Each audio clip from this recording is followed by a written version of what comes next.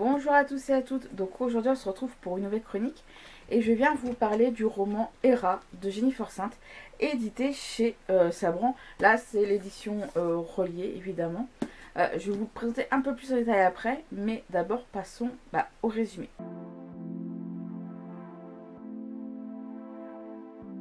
Alors dans ce roman-ci, comme vous l'avez compris, on va parler de la déesse Héra, quasiment du début de sa de sa création, enfin notamment tout ce qui a concerné le combat contre leur père Chronos, de son mariage avec Zeus, de plein de choses comme ça, parce que c'est vrai que Héra, c'est une déesse qui a beaucoup été mise, enfin, on a tendance à oublier qu'elle est beaucoup mise de côté par rapport à d'autres dieux.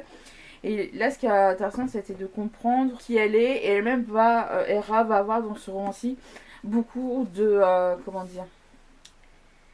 elle va essayer beaucoup de comprendre sa part dans tout ça, son rôle dans tout ça, parce que c'est vrai, elle a vraiment souvent un rôle qui est la femme de Zeus, mais elle n'a pas vraiment sa place, c'est sûr d'avoir sa place. Et elle va essayer tout faire pour créer sa place, malgré tout ce qu'elle a pu vivre, etc. C'était vraiment intéressant, parce que c'était vraiment un portrait, ça va permettre de vraiment découvrir un peu plus Héra, au-delà de ce côté femme de Zeus, femme jalouse, femme trompée. Ça a été vraiment plus qu'intéressant.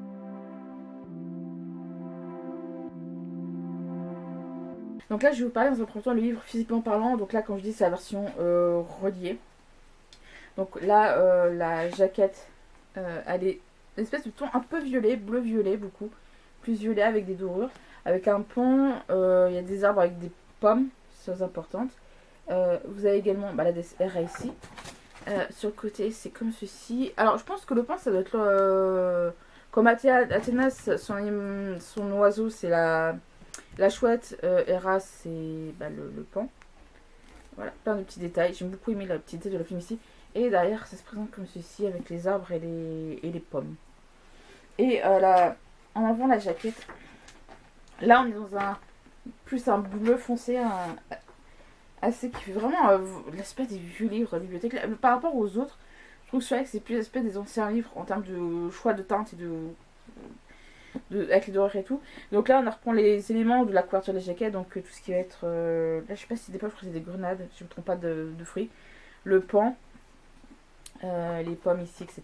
Et vraiment du sublime de tout autour. Et là on a vraiment le même dessin que sur la jaquette, et derrière c'est tout vide. Vous avez en bas et en haut, ici le jaspage, qu'on retrouve les éléments, comme je disais plus tôt, et là les fameux pans. Donc, et un pan qu'on retrouve d'ailleurs ici, avec juste leurs plumes, et puis des arbres, c'est tout. Des deux côtés d'ailleurs. Donc ça met vraiment, pour le coup, c'est vraiment hyper beau. Alors Héra, c'est vraiment une déesse qui est sous-estimée, mise en retrait, mais que là, vraiment, ça fait plaisir de l'avoir en avant.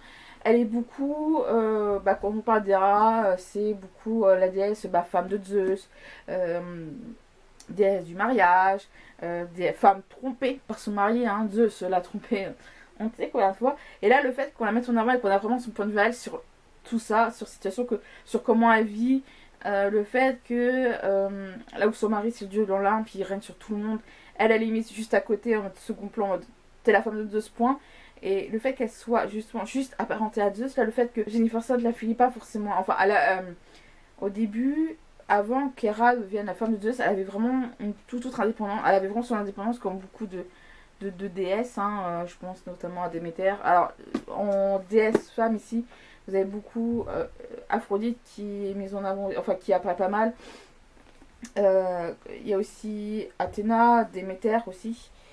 Et j'ai oublié de prendre la dernière. Mais c'était vraiment intéressant de savoir que oui, le rôle d'avoir vu vraiment d'avoir un point de vue des femmes au sein des dieux de l'Olympe, surtout Héra, qui en effet, je pense, si on devait citer des déesses, Héra c'est pas forcément, déesse grecque, Héra c'est pas forcément la première qu'on cite, je trouve. On va beaucoup citer Athéna, Aphrodite et Déméter, et pas forcément Héra. Donc là, le fait que ce soit elle qui se mise en avant, c'était super. Parce que ça a vraiment permis, comme je dis, d'avoir son point de vue sur elle, sur tout ce qu'elle a vu.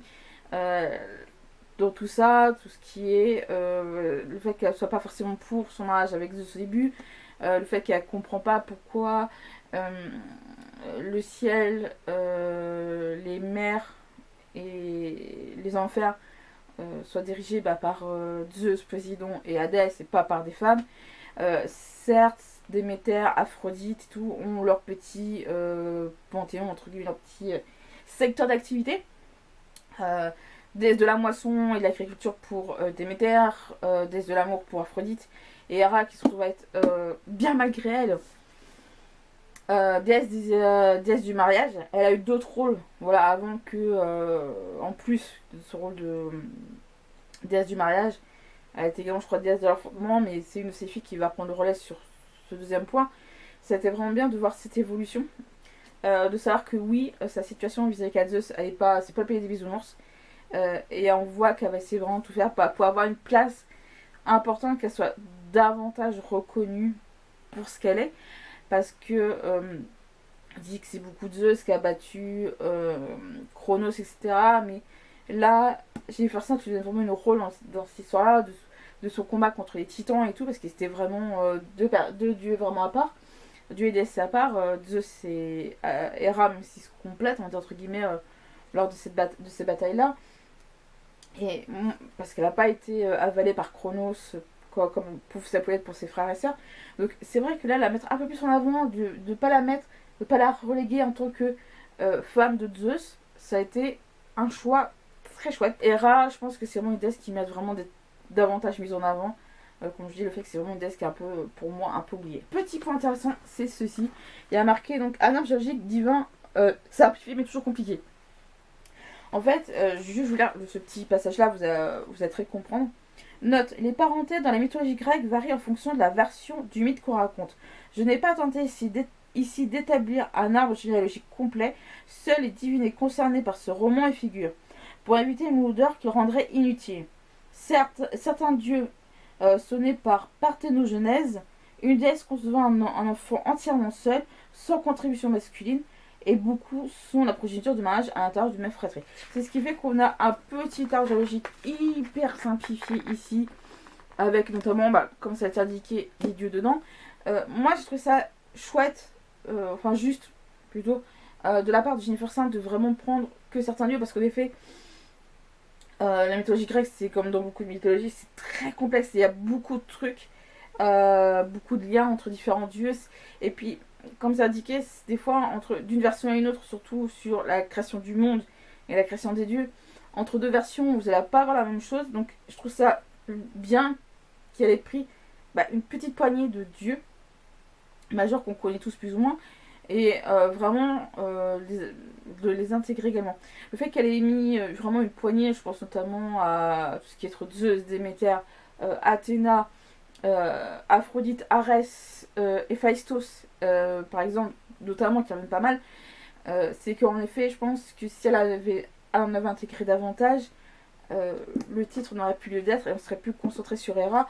Et le fait qu'elle applique seulement, on va dire, les premiers Olympiens qui ont vraiment été existé, on va dire, ça a permis vraiment que le roman puisse être plus digeste.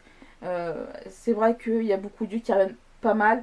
Je pense à, comme je vous disais tout à l'heure, Zeus, Poséidon, Athéna, Aphrodite, Arès et Héphaïstos. C'est beaucoup des dieux qui reviennent très souvent. Je pense qu'elle a pris cela parce que elle a fait en sorte qu'il y ait matière à faire quelque chose autour d'Héra. Faut pas que les autres surplombent la présence d'Héra et que Héra reste vraiment le personnage central de ce coup-là, de ce récit. Et ça a permis vraiment de mettre en avant qui est réellement Héra, sa vision du monde, sa vision vis-à-vis des mortels, vis-à-vis de ses propres enfants à elle, vis-à-vis de son mariage avec Zeus, du fait que Zeus la trompe énormément, lui va nier, mais elle est au courant qu'il la trompe, etc. Donc ça a vraiment permis de comprendre pourquoi elle a un sale caractère. Le fait qu'elle soit si dure, si froide, oui, mais attends, ton mec te trompe à deux fois, il t'impose quasiment un mariage, il te trompe à tout va, au bout d'un moment, je comprends qu'Héra a dit j'en ai ras le bol, quoi. Et en plus de ça, Héra est déesse du mariage, donc au bout d'un moment, je comprends qu'elle a dit j'en ai marre, quoi. Je suis mariée au dieu de l'Olympe, je suis la déesse du mariage, et j'ai marre qu'il me trompe à tout va, et c'est pas vraiment l'idée du mariage qu'on a tous. Donc évidemment, c'est pas un sujet qui est tip top. Mais moi, c'est un truc que j'ai beaucoup apprécié, c'est vraiment Héra en fait. elle n'est pas venue si froide et méchante pour rien. Voilà. Quand on voit par exemple le rapport qu'elle a avec ses enfants, des fois, je pense à l'un d'eux, je dis oui, en fait, ça reste quand même une personnalité féminine. Ça reste comme une femme, même si c'est une déesse, elle est une déesse, donc une femme entre guillemets, malgré son aspect divin. Et ça, c'est mis en avant que oui, bah une femme, tu faut bien la traiter, quoi, sinon ça, tu vas avoir du retour de bâton. On comprend également l'application d'Hera dans certains mythes. Hein. Je pense notamment à Typhon et celui qu'elle a avec Typhon, qui est une créature mi-humaine, mi-serpent un peu, qui a été qui a eu des enfants avec Echidna. Voilà, et que on voit par exemple le lien qu'Hera a avec Typhon, qu'elle a avec les enfants de Typhon notamment, même si des fois sur certains aspects elle n'est pas en accord avec Echidna. Mais en tout cas c'était vraiment bien de voir ce mythe là, le mythe des enfants de Typhon et tout, c'était vraiment intéressant le rapport qu'elle a pu avoir dans d'autres mythes que je ne parle pas ici, sinon je vais pas tout vous parler, évidemment, c'est pour vous spoiler un minimum, et pas vous spoiler tout court, hein, mais pour vous décrire vous-même. C'est un roman qui fait un peu plus de 400 pages, donc je veux dire, il y a matière à lire. Hein, il fait moins de 400 pages, hein, il fait 395 pages, hein, voire 396, mais c'était chouette d'avoir Hera vraiment en personnage principal pour ce récit. Une chose intéressante, c'est que le livre, là, il est divisé comme pour Ariane et Atalante. Le livre est divisé en 5 parties qui pour le coup, je suis dit moins 400 pages, et qui pour le coup sont plutôt bien divisées parce que je trouve qu'il n'y a pas une partie qui est plus grande que l'autre. Tout s'enchaîne très rapidement, c'est très fluide. Parce que je sais plus avec lequel c'est, je crois que c'est avec Ariane, où la première partie c'est quasiment la moitié du roman et c'est très indigène. Enfin, qu'il y ait des parties, je suis pas contre, mais le fait que vous avez par exemple une partie qui dure plus de la moitié du roman, au bout d'un moment, je sais c'est quoi, tu vas mettre des parties dans ce cas-là. Là, le fait que chaque partie sont vraiment divisées assez correctement, plus ou moins un quart, voire un cinquième du roman à chaque fois, c'était plutôt bien parce que ça, sur le coup, ça a permis de bien diviser, on va dire, la vie d'Hera. En très grandes parties, c'est toute la première partie où ça va être, par exemple, tout ce qui va être son mariage avec Zeus. La deuxième partie, c'est avec tout ce qui est lié avec ses enfants. La troisième partie, c'est tout ce qui est lié avec Typhon et le fait que Hera voudra faire reconnaître un peu sa voix et dire moi j'ai jamais été pour tout ça et je vais vous le montrer. Donc ça a été vraiment du top. Je vais pas vous dire de quoi parler de deux autres parties parce que là on avance très bien dans l'histoire, mais le fait qu'on divise bien le roman, pour le coup c'est plutôt cool parce que là je trouve que la vie d'Hera elle a bien été cadrée. Ça a bien été structuré pour le coup.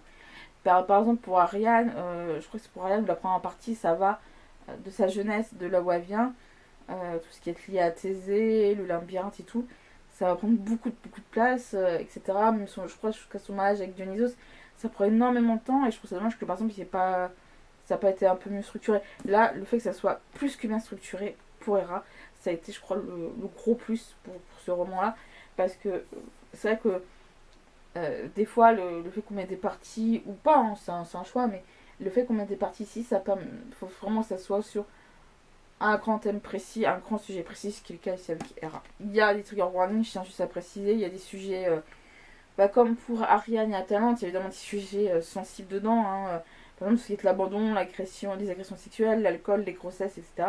Les guerres, les incestes, l'infidélité, les manipulations affectives, tout ce qui est mariage forcé, etc. Il y en a plein d'autres. Évidemment, c'est des fois. Bon, vous allez me dire, ouais, mais c'est courant dans la mythologie grecque. Pour ce qui concerne les mythes, de tout ce qui va concerner, les mythes grecs. Mais là, pour le coup, c'est vrai qu'on a beaucoup tendance à oublier. C'est vous dire, oui, c'est les mythes grecs, c'est une autre époque. Aujourd'hui, bon, on fait pas tout le drame. Certes, c'est une réécriture de tout ce qui est de la vie d'Hera, certes. Mais en effet, ça traite de sujets sensibles qui peuvent malheureusement faire remonter certains traumas à certaines personnes. Chose qu'on a tendance à oublier. Donc ne venez pas vous plaindre si vous avez lu ce livre après avoir écouté ma vidéo. Venez pas vous plaindre. Je dois vous dire, ça vous risque hyper si vous lisez. Moi, les trigger warnings m'ont rien. Enfin, je suis au courant qu'il y a des trigger warnings, mais le livre, j'ai pris un plaisir à le lire. Mais je sais que ça peut être le cas de tout le monde. C'est vrai que j'aurais pu le dire ça en début de vidéo, mais c'est important quand même de le rappeler.